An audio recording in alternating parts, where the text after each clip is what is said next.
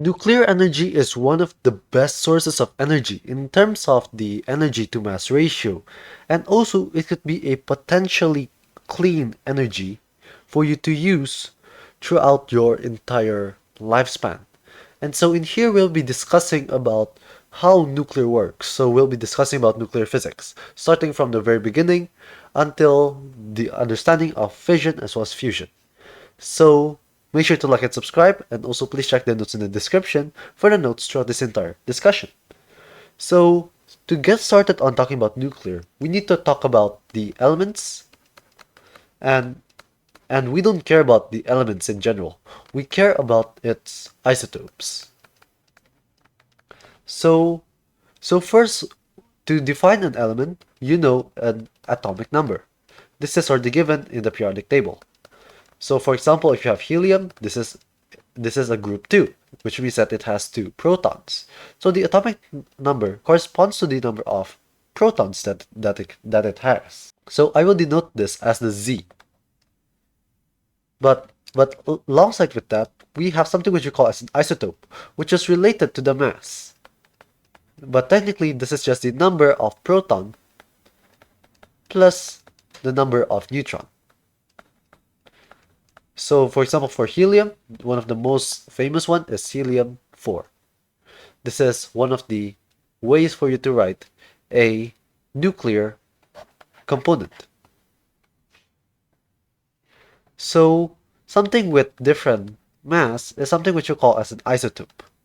So we have helium-3 as well, which is an isotope of helium-4, and so on. You could also write nuclear components by writing it as helium-4 or helium-3, since the 2 at the bottom is pretty much having the same information as the helium. So writing it down doesn't necessarily mean that you give much more information.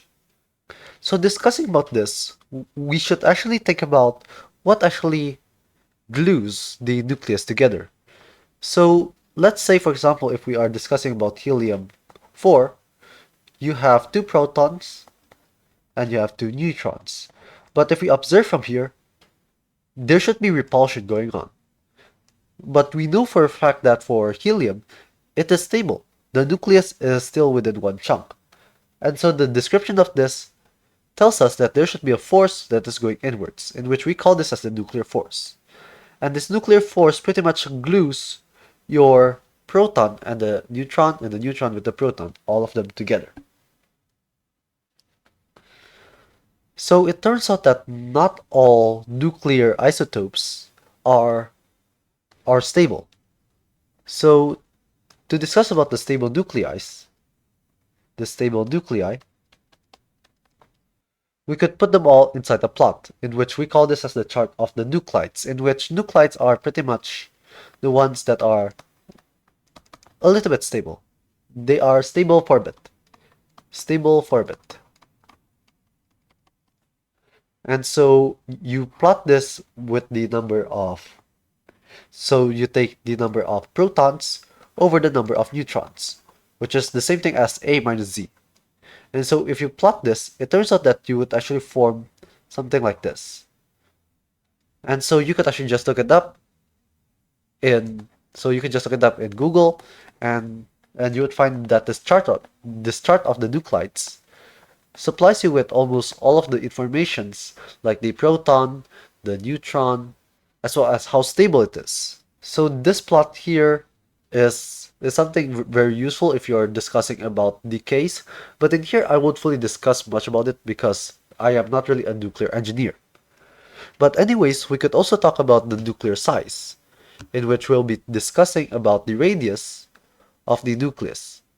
So an easy way for you to visualize this is that the volume is 4 over 3 pi r cubed. And we'll just assume that the size of proton as well as the size of the neutron is the same. So this will be proportional to the number of proton and neutron. So this means that your number of neutron, the number of proton and the number of neutron will be the same thing as a constant multiplied this by r cubed. And so you could just simplify this much more further, and you would get r cubed, well, technically, and here's technically a, which we have already given. So r cubed equals to a constant times a. And so if we divide them all, you would get the r to be r0 a 1 over 3. And it turns out that this value is 1.2 femtometers. And the a corresponds to the atomic mass. Another thing to discuss, especially when you're talking about the quantum mechanics of a nucleus, is that the nucleus also spins. Nucleus spins. So something like the electron spins, the nucleus also spins. And so it turns out that protons, as well as the nucleus, they both have spin up and spin down, or spin half and spin negative half. Which means that of the quantum numbers that is correlated to the spin, to the nuclear spin, which we'll call as I, will be the square root of I and I plus 1 of h bar, in which I has to be a multiple of n over 2. Because if we see from here, you could just build it up with 2 or 3 and so on of the spin ups, which will correspond to this I. So it will be just a number over 2. So it could be a integer over 2, or it could be just an integer. And so with this relation, we could also get the nuclear spin in terms of the z component, which will give us the mi h bar.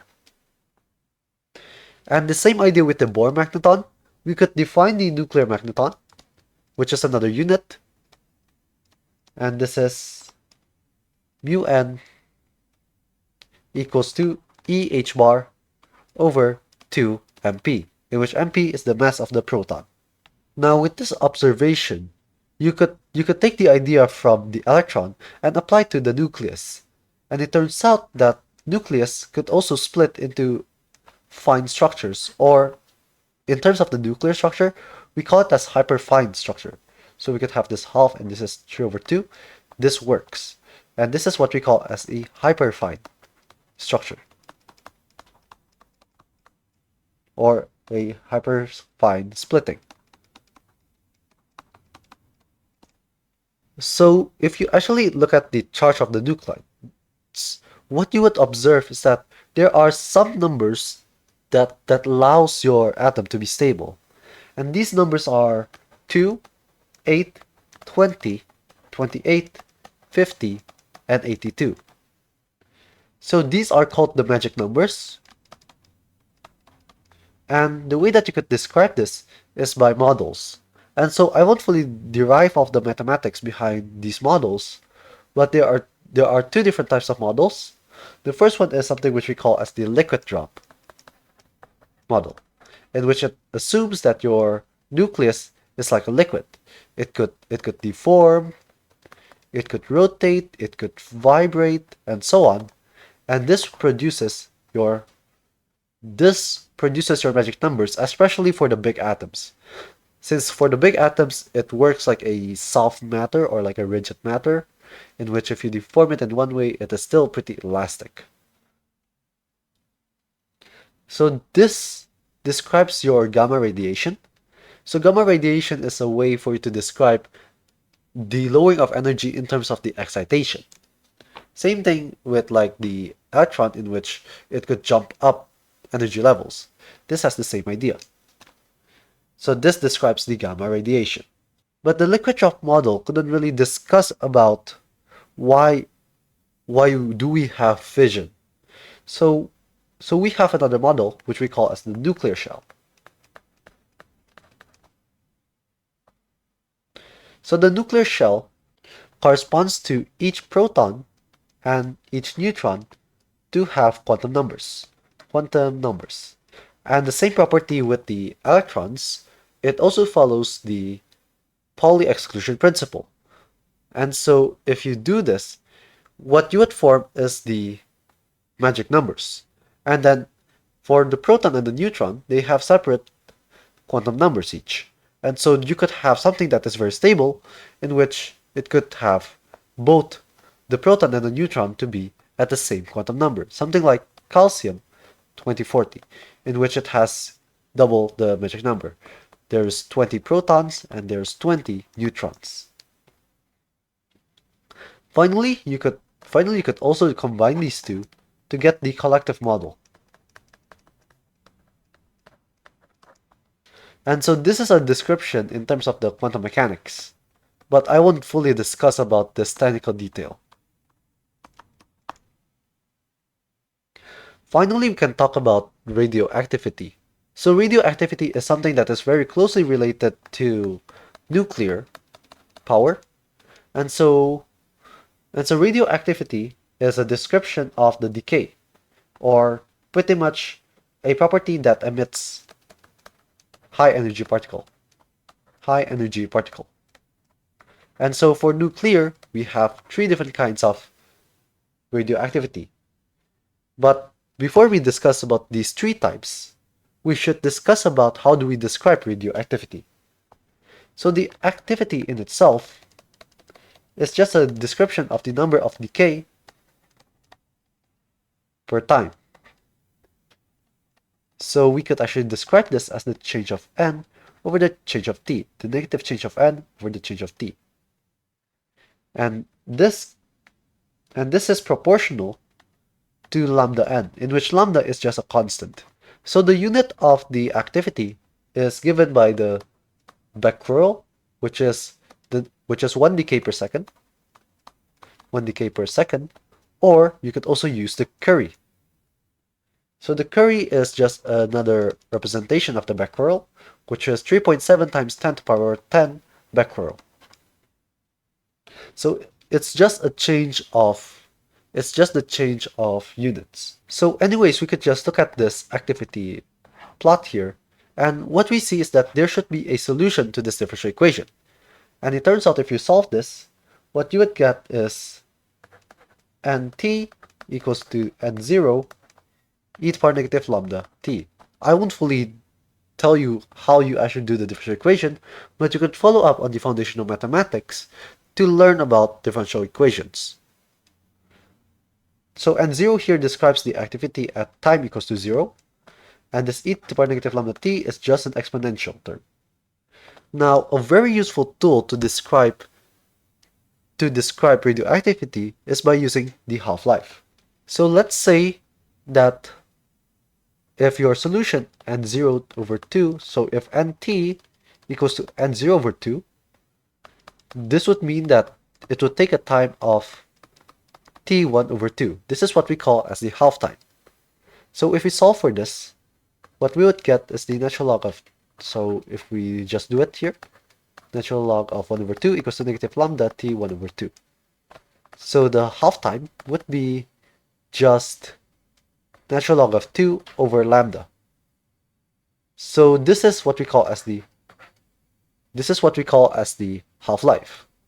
And if you plug it in again into your solution of the differential equation, what you would get is nt equals to n0 e to the power negative t over t1 over 2. Sorry, this is 2. So at time t half, it will already decay about half of the actual value. Sorry, so if I haven't described yet, n is the number of nuclei. So let's jump into the three types of radiation. And so it turns out that you could characterize these three types of radiation by its charge. It's technically not really the charge, but if you do much more analysis within it, you would see that it is very closely related to charge.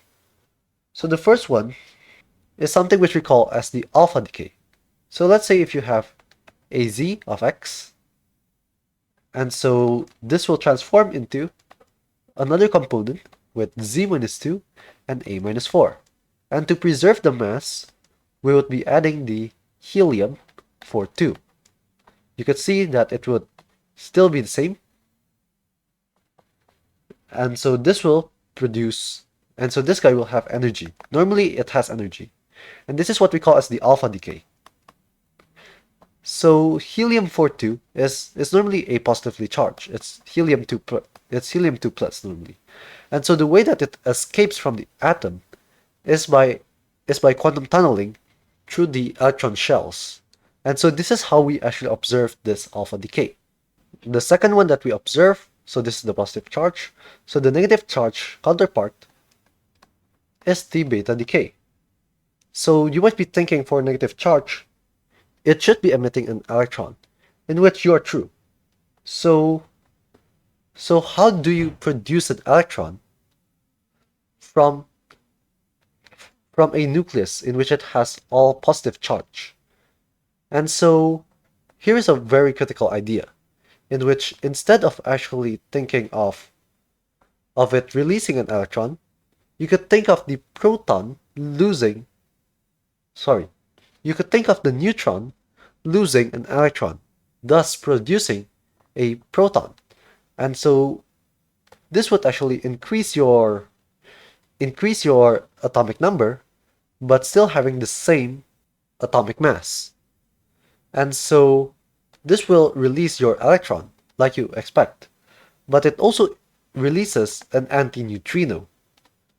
And so the relation is, if you have a neutron and if you want to convert it into a proton, it will just be a proton 1 1 plus the electron plus the antineutrino. You could also reverse the idea by thinking of the proton turning into, by having the proton turning into a neutron. And so this will become the antimatter of the electron, which is the positron, as well as the antimatter of a antineutrino, which is the neutrino. So this will become a z of x will turn into a z minus 1 of y plus the positron plus the neutrino. So this is what we call as the positron emission, while the top is the electron emission. But we normally call it as beta decay. This is beta decay.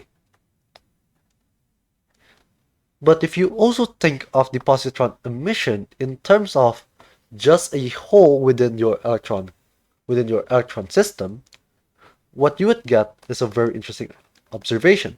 So let's just add the electrons on both sides. So we add this with an electron. This will convert it into a y z minus 1 of a plus the neutrino. And this is what we call as electron capture. So your electron is being captured by a neutron, by a proton, making it into a neutron while releasing a neutrino. Finally, we should think about the neutral charge. And so for the neutral charge, it's a very simple idea. It doesn't release a neutron, but it releases a photon. So it's just the same isotope, but one of them has a much more higher energy state. It is like having the electron to be at a higher shell. This is the same principle. So with this principle, what you would get is this guy plus your gamma radiation, which is your photon. So these types of reactions or decays don't normally happen once. Instead, there is a chain reaction that could possibly happen. So there could be a chain reaction. And so the way that you could normally plot this is by interpreting the number of neutrons as well as the z. And the z here is your atomic number. So let's say if you have, let's say, one particular isotope, and let's say that it does an alpha decay. So it reduces its atomic number as well as the number of neutrons by 2, 2. And this is the alpha decay. But then after that, you could have it to decay. You could have it to have a beta decay. So a beta decay corresponds to a direction in this way with 1, 1. And so on. This could be the positron, and so on. No, sorry. The positron goes in the other direction, like that. So you could interpret the entire chain reaction from this plot, and this is pretty much your chart of the nuclides. So it's a very useful information for you to figure out if something is going to decay, and then if you know how it is going to decay, you could just look it up within your chart and figure out that if it is stable or not. If it is not stable, it will just keep on going until it finds a stable isotope. You could also create radioactivity by having a stable nucleus and bombard it with some other elements for it to increase in energy, and it will later decay and it will become radioactive. And so what are the uses of radioactivity? And so there are lots of these uses. One of them is, if you're doing biology, is that you could use radioactivity for tags. So you could just tag a certain molecule by instead of, let's say if it is a carbon, you could just replace it with carbon 14. And then you could later check to see if there is radioactivity within a certain region. And this is how you could actually trace certain molecules around. Another thing is that you could actually use radioactivity for cancer treatment. Cancer treatment, food preservation, for insect control. And these three things are pretty much related to each other, because what you do is that you kill cells. So you could use radioactivity to kill, let's say, cancer cells. You could use radioactivity to kill bacteria. You could use radioactivity to kill, let's say, the reproductive cells. And these and killing the cell actually helps us to handle situations that is not normally within our control. Another thing that you could use radioactivity is for fire safety. And so one thing for you to look at this about is that if you actually observe a fire alarm, it has a radioactive component, in which this radioactive component actually ionizes the air around so that it becomes ionized. It turns into plasma. And plasma is just a conductor. So if you apply voltage difference, and then if you have plasma in here, current will flow through. But then if you have smoke, and then the smoke blocks the path of your plasma, it will just cut your circuit, thus producing an alarm. The last use of radioactivity is using radioactivity to determine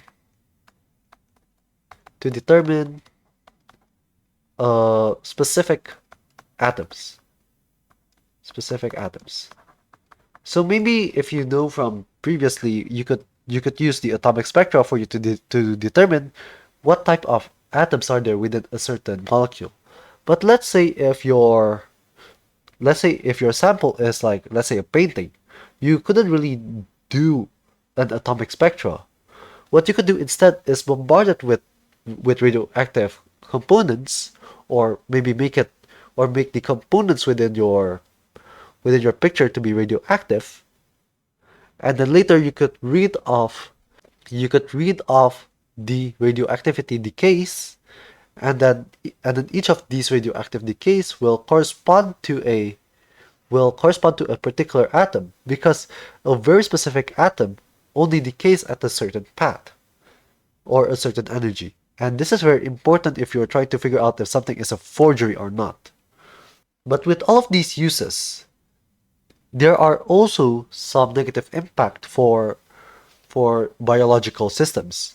As we know, it kills cells. And pretty much killing cells in itself also affects our living cell, not only cancer. So it's also dangerous. And so there's a way for us to measure such dangers, in which we use the measurement of sieverts. Well, if you're thinking about in general, you can say it is gray. So the gray is just the energy per kilogram of the material.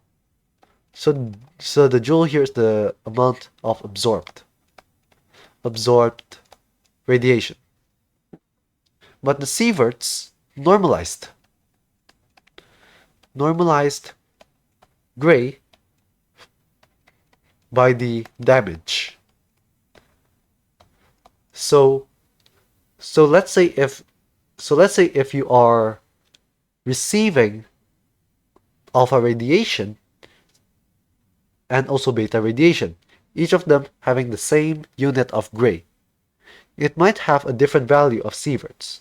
But if you are using the sieverts, the damage is the same. So gray tells you about the amount, while the sieverts tells you about how much damage that you are taking. Now, if you remember about the nuclear force literally tells you that there has to be a binding energy. And so this binding energy is something that you could actually compute.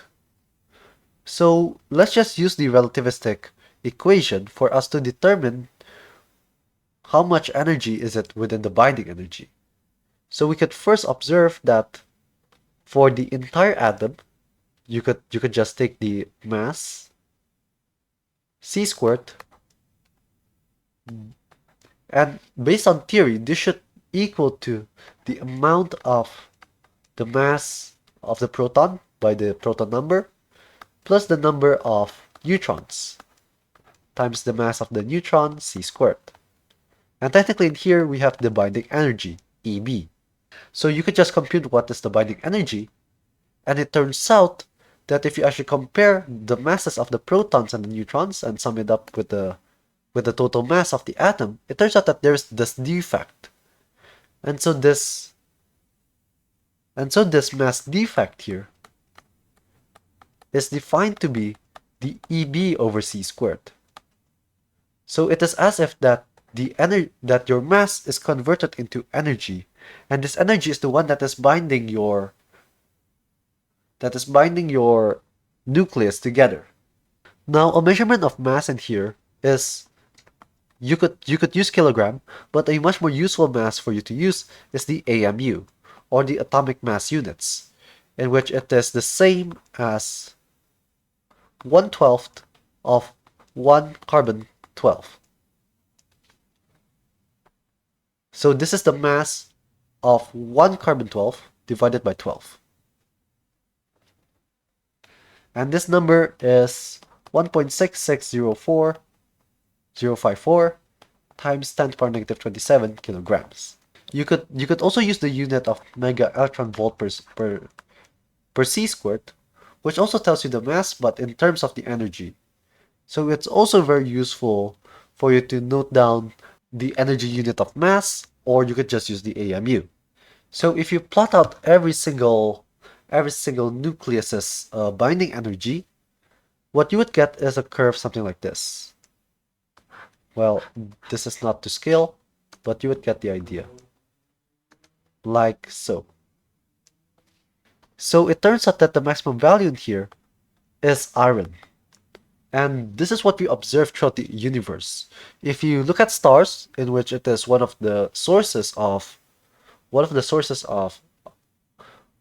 nucleuses, what we see is that its final form is normally iron. You don't normally get something higher than iron. Well, you could, but it's much more rarer compared that to iron. So iron is a very stable isotope. Sorry, a very stable nucleus. And it turns out that if you actually combine small nucleuses, you call this as fusion, which will release energy until it goes to the iron state. But you could also do something which you call as fission for big elements to reach towards this iron by also releasing energy. And so these two types of reactions is something that we'll be focusing a lot on the discussion going forward. So let's talk about the nuclear fission first. So nuclear fission is one of the sources of nuclear energy that we use currently. So how does nuclear fission work? So one of the most essential part of doing nuclear energy currently is by using U-235. And this has proton of 92. And so this fissionable nuclei is being bombarded with a neutron. And if you bombard it with this neutron, the nucleus ends up breaking. And it will break up into two different nucleus, and also with a certain amount of more neutrons. So one of the examples is it becoming into barium 141, which has atomic number of 56, and krypton 92, 36, and 3 neutrons. So you could just balance this out as long as you know the barium as well as the krypton. If you balance it out, the atomic mass should be the same, so you'd get the number of neutron to be 3. So this is one type of a fission reaction. But unfortunately, nuclear fission is not that clean. And let me show you why. It turns out that the uranium that we have is mostly uranium-238. There are uranium-235, but it turns out that we have much more uranium-238 within our universe. And to separate uranium-235 and uranium-238 requires uranium enrichment, in which it requires lots of energy for you to separate the 235 and the 238. And so, why don't we want uranium-238? Could we just do some fission with it? Well, you could, but here's the thing. Uranium-238, if you bombard it with a neutron, it ends up forming uranium-239. And uranium-239 actually has a beta decay, releasing an electron as well as a antineutrino, turning this into neptunium 93-239.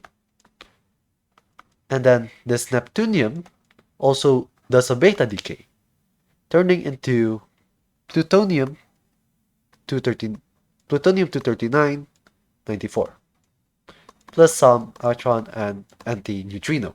And unfortunately, this plutonium 239 has a long lifetime. But not only that, alongside with this long lifetime, it is also radioactive.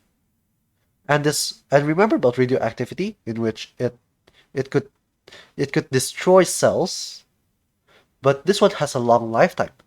So it means that it will produce this radioactivity throughout a very long time. And so this is why we have nuclear waste. You could technically use this plutonium for another source of energy, but separating plutonium with uranium requires reprocessing that is dangerous as well as difficult. So this is where current research is trying to figure out how do you actually solve this problem. Let's go back to the idea of the uranium-235 reactions. So it is almost impossible if you just do only one type of reaction here. So if you just only bombard one uranium-235 with the neutron, it will just decay and turn it into energy, and then you don't use the rest of the products. Instead, this is a very useful thing for you to know, is that instead of letting the other 3 neutrons go away, instead they use it for another reaction. And this is what we call as a chain reaction. So for you to sustain this chain reaction, you would need to have a critical mass of your fuel. And this critical mass pretty much tells you that it will be constant. It won't be blowing up exponentially if you know about, because if you actually observed, if all of these neutrons bombard into the same uranium, the next step it will become 9, and then 27, and so on. And it's gonna be coming into something like a nuclear bomb. And this is how a nuclear bomb actually works. You instead put too much uranium onto one cell, and then because of this chain reaction, it just becomes into something exponential. And so instead of having lots of energy throughout a short time, instead you are controlling the amount of neutron that is hitting another uranium, thus having a constant, sustainable energy. And so this multiplication factor is something which we call as the multiplication factor K, which is the average number of neutrons causing another fission. And the ideal number for nuclear energy is 1 for another fission. So how do nuclear reactors counteract this, control such K value? So the K value is controlled by the control rods. So the control rods are pretty much neutron absorbing materials. And one of them that I heard was zirconia, I think. You could also control the neutrons by delaying the neutrons. And so the way that you delay neutrons is just by literally slowing it down. Another thing that nuclear reactors use is the moderator. And so the moderator pretty much controls the speed of your neutron, and you also have a coolant which cools the reactor. So all of this needs to work together for you to get a sustainable nuclear energy. So there are some reactors that I want to introduce. The first one is the light water reactor. So a light water reactor pretty much just uses H2O, in which it's literally just a hydrogen. And so this light water reactor, there are 2 different types of light water reactors. The first one is something which you call as the boiling water reactor. And the way that you use a boiling water reactor is very simple. You have nuclear fuel, it emits energy, it turns it into heat, and the heat is used to boil your water out. And so by boiling the water, you could just use a steam engine to convert your steam into electrical energy. But you also have something which you call as a PWR, which is pressurized water reactor. So instead of boiling it straight away, you would just have your reactor here heating up your water, but it doesn't boil it. It will just go into it will be pumped by a pump engine. So your water will cycle, right? And so later, throughout its path, it's gonna be releasing its energy for it to boil another source of water.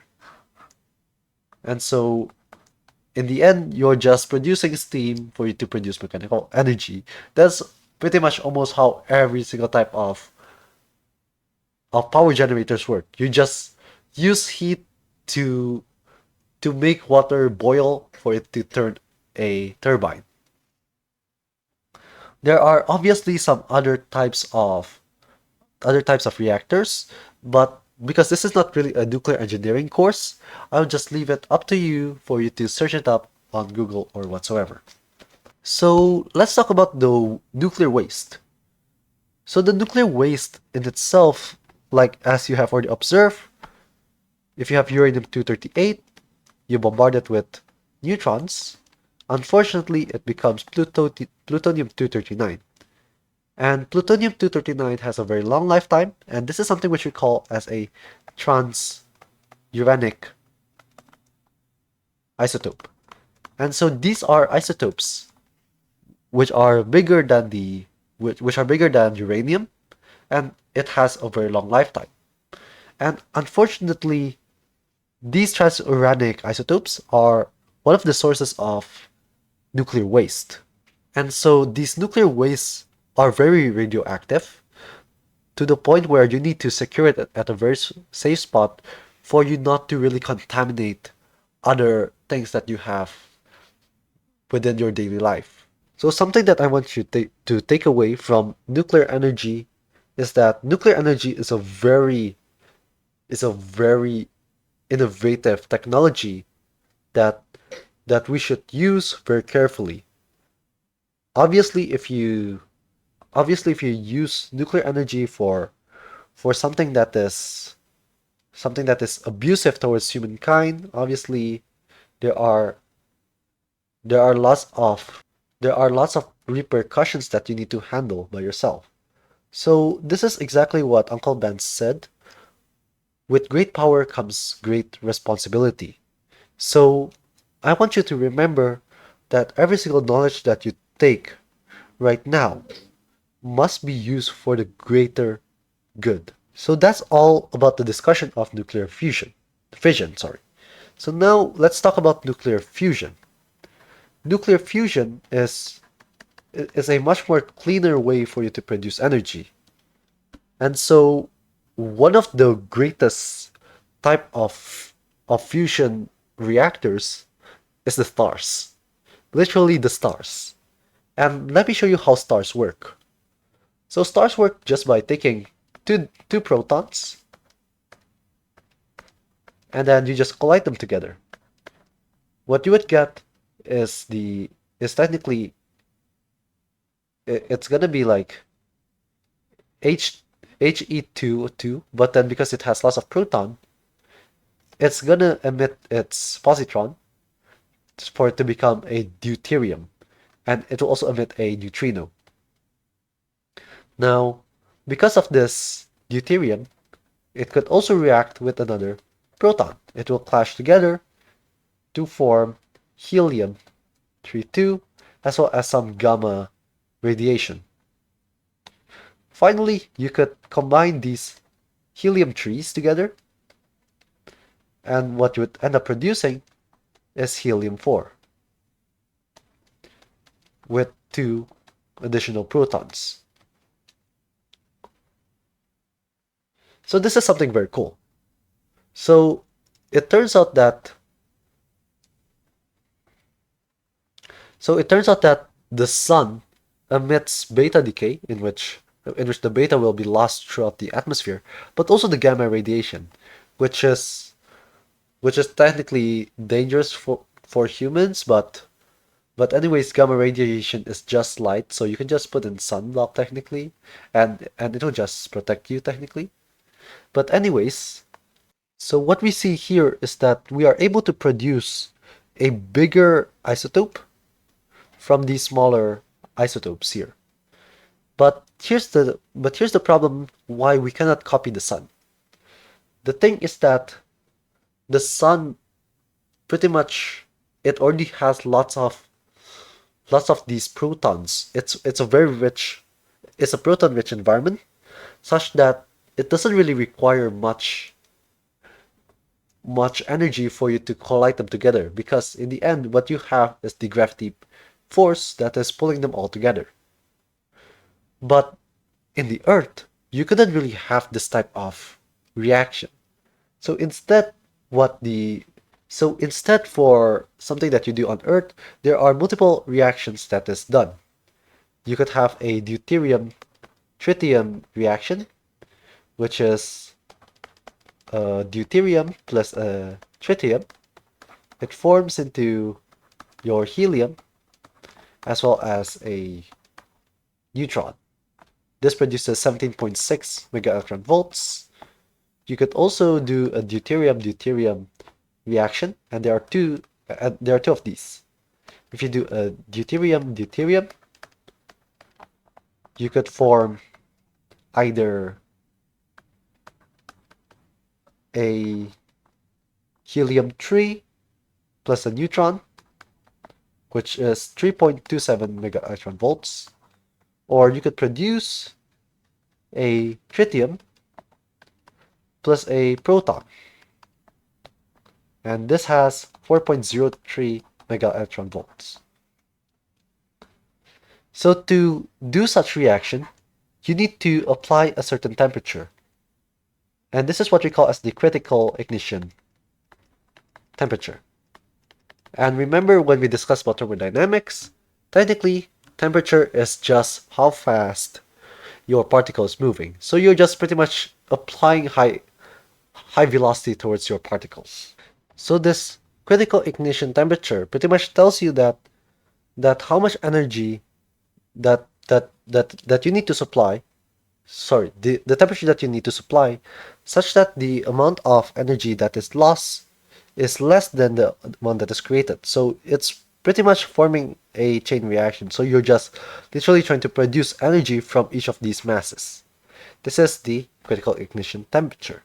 So the way that you could actually try to determine the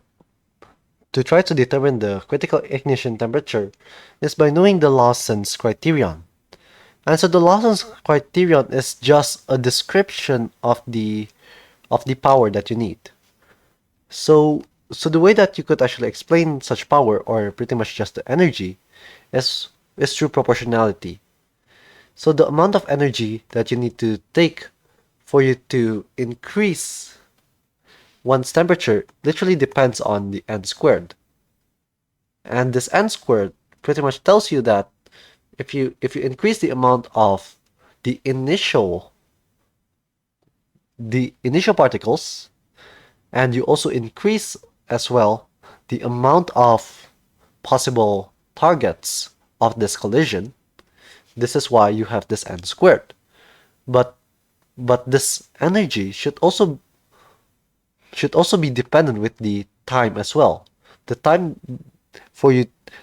that you use to confine such particle. And this is what we call as the confinement time. So this n squared tau is just a description of the energy or the power that you need. And it turns out that you could describe multiple different reactions based on the n squared tau, which is the Lawson's criterion. And it turns out that this Lawson criterion gives you the minimum value for you to compare with the n squared tau. So it should have a relation of something like this. And so there are two ways for you to confine such particles or set of particles.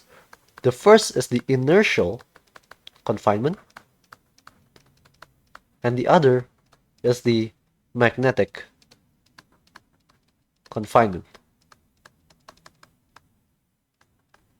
And so these two ways of confinement are very different. Inertial confinement just does a very simple thing. You just care about a very particular spot, and then you just shine multiple lasers into it. So they will just supply energy towards your nucleus, and it will heat up fast for you to have fusion energy. But for magnetic confinement, what you do is that you put it inside a magnetic field, and as you know, for a charged particle, if there's a magnetic field, it will end up whizzing around. Thus, it is being confined. So in here, you instead of taking your tau to be very small, what you do instead is increase the power. But in here, what you do is you increase the confinement time. So one of the potentials that is using such magnetic confinement is the tokamak. So I won't fully discuss lots about the nuclear reactors, but this gives you a very solid introduction to nuclear engineering, and if you are very interested in nuclear stuffs, you could go ahead and search it up, or maybe you could even leave it in the comments for me to describe lots more topics within nuclear engineering. So why do we search for fusion energy?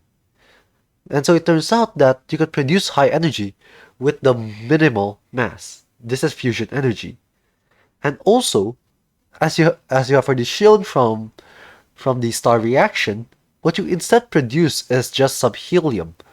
And helium could fly off. It doesn't even radiate. And this is why we are trying to find fusion energy, which is sustainable. It is because that it produces high energy and also it is clean. So in the end, it might be game changing for the for the technological survival of humankind. But also the same thing with nuclear fission is that obviously currently we have something which we call as the hydrogen bomb. And the way that the hydrogen bomb works is very similar. But instead of you doing a very contained amount of energy that you're producing, instead you're doing it all within one single instant. And this is what makes energy dangerous in general. You could produce high amounts of power within a short amount of time for any single type of energy creating devices. But I want you all to remember to use the information that you have safely as well as correctly. And so this is all about the introduction of nuclear engineering. I know that there is lots of talks about the technological destruction, but also the potential technology that will give us energy throughout our whole life. So thank you very much for watching, and make sure to like and subscribe, and also please share this to your friends who really need to understand physics in a much more deeper understanding manner. So this is Understanding Physics, and I will see you on the next video.